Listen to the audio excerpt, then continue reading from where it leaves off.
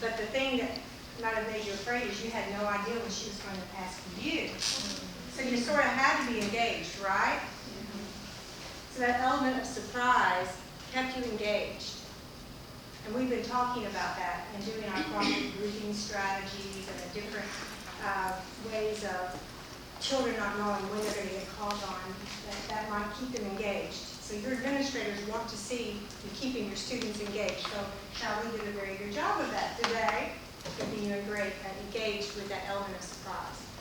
So let's talk about some of the things that didn't happen the first round. You know, she left, and when she came back, that was like starting all over. Did you catch that?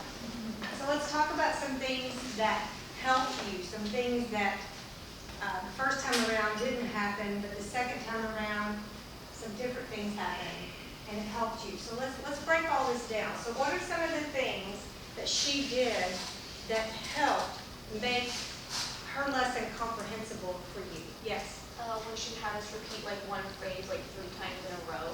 Okay, so repetition. Okay?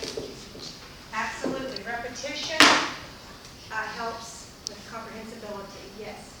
She put pictures up. She put pictures up the second time. Did you see the first time? She had the spoken word and she had the written word, but she did not have the nonverbal. Remember, this is the dance that we've been talking about? She had these 2 elements, but she didn't have this. Now, through her repetition, you were catching on. But the second time around, when she added the visual, you knew exactly what she was talking about. So you see how nice it works with this little formula that has the nonverbal, the spoken word, and the written word all together at your proficiency level. And you were all beginners today, so she was working all at the beginner level, right? Okay, but she did the dance, and you did the dance, and you learned some Mandarin Chinese. How cool is that? So what else did she use? Yes? She used her body language. She used body language, and we'll call it gestures. Okay?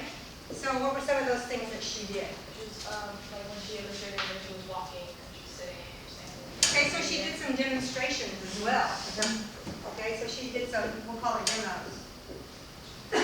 When she asked you to repeat, she would do 1, 2, 3. The reason I'm pointing this out, these are simple things, but if we don't know how helpful it can be to our students, we may not think about doing it. But just the pointing, counting, the actual moving, she did this for stand, did this for sit. It's just some simple things that meant everything to you for your understanding. What else? Yes? She put the English language. Oh, she had that first language there, L1. Yes. Very useful. Very useful. Now, remember I told you on the first language assistance, that's good, but we don't want to stay there. See, she also had a second language here, right? What did you find the most difficult? Understanding what she was saying? You trying to speak it, trying to read it, trying to write it? What did some of it? Some of it may be different for different people, but what did you find most difficult? Reading it. Reading it. Identifying what symbol means what word. The symbols. Now, so that brings us to a good point. We'll explore some of the other problems that you solved. But think about you having a Mandarin Chinese, a child in your class who speaks Mandarin Chinese. And he comes to you, and this is alphabetic coding, I guess you might say. So can you imagine just flipping that? He needs to learn your ABCs, right? Not to mention the sound systems that are different. But if he's like to sear and miss that in K through 3, somewhere along the way, someone's got to help him. If he doesn't, he's going to end up constantly being behind, right? But what did she do to help you with that? What are some of the things she did? She like showed us them. Okay, she on purpose pointed them out, but she also had you practice. She had you do it on your paper, and repeated it, and repeated it. And of course, for sake of time. I mean, there's a lot of other things that we would do, and we're going to be teaching you those things, but to get you geared up for service learning, these are a lot of the things that you can do with your service learning students to help them. So he said reading was the hardest for him. Did somebody have another experience? Yes. I thought writing was really hard. The writing? When I go up and do it, I thought it looked like I'm good, and then I walked away and I was like, it looks nothing like this. Okay, so there you go. The writing was difficult because it's not in your natural, you didn't learn it that way, so it's not your natural ability. So you're going to have to practice with that. So that tells me that some of you may need to be patient with some of your young writers if they make their A's. My granddaughter's 6 and she's a native English speaker and she still makes her A's like that. You know. You're going to have to be patient and let them practice and give them practice on purpose. Don't just let it go. You don't want to just tell them, oh, that's wrong, because then they're going to walk away feeling defeated, and why should I even try, right? So you want to, you're really working hard on that. I can see that. Let's keep trying and here's some more practice, okay? So you always want to keep it on the positive side. All right. Anybody else have different experiences? Pronunciation. There's sounds that you're not used to hearing, and therefore you don't know how to make that sound yourself because you're not used to hearing it. That's right. And we talked about young children are able to hear those sounds and produce them better if they continue hearing from young to, as they grow.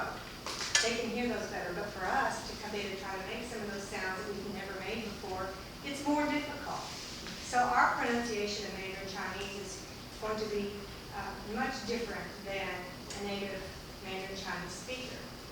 We're going to be those people that, if we were in China, they would run around and say, oh, isn't their accent so cute? Right? Or maybe not. They may think we sound kind of not so smart. I don't know. Some people think that too. But, any other feelings? Yes, experiences? I think one of the most difficult parts is toning down that fear and intimidation, because a lot of times the teacher's trying to make everything as simple as possible, but the students in their head trying to predict what should I say, or what's she gonna say to me, when in reality it's probably common sense. It's probably just what is your name, and if you just kind of calm down for a second and think about it, it might be easier. Well, that's a very good point, and that takes me to another topic, which is you need to create that atmosphere, that trusting, warm, inviting atmosphere from the get-go with these students. So this is the place, it's okay to make mistakes. It's okay to try. No one's going to laugh at you. We're not going to yell at you. I'm here to help you. So just like last week when we were doing the avatars and I was here coaching you, it wasn't to make you feel funny. This is where if you're going to make a mistake, let's make it here and not with a real life child that you're working with. So that's the whole purpose of us doing that with an avatar Teach Like Lab.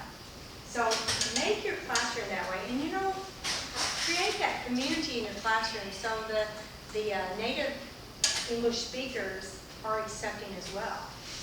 You have that opportunity as educators to do that.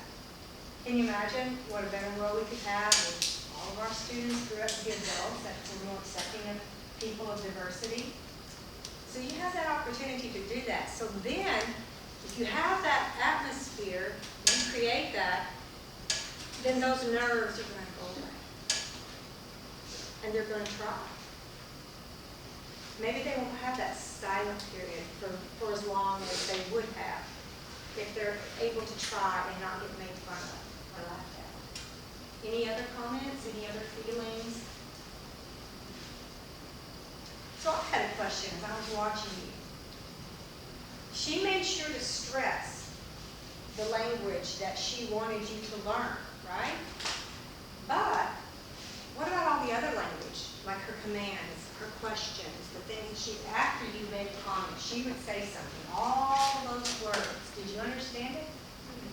No. Some. Okay. When you can understand it like the context, but you didn't know exactly what she was saying. You wouldn't be able to repeat it, Yeah. you didn't know the words matched up, but because she was repeating.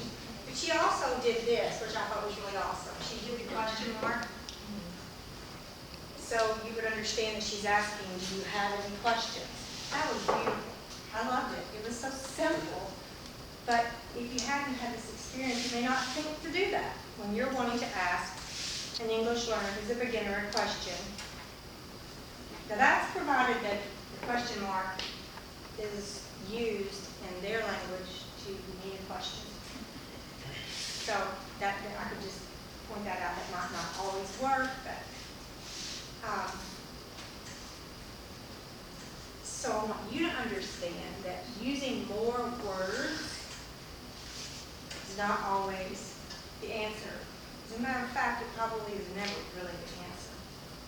But it doesn't prevent you from going ahead and speaking in simple sentences your commands, but you need to show them what you want.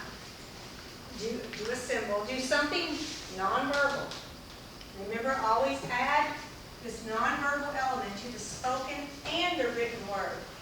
One of the things I just love about what she does in this demonstration is she adds the written word with the spoken word, with the pictures, with the actions. She does the mix, and it works. So these are some of the things that you need to be thinking of doing when you go do your service learning. Do you have any questions? Okay, let's take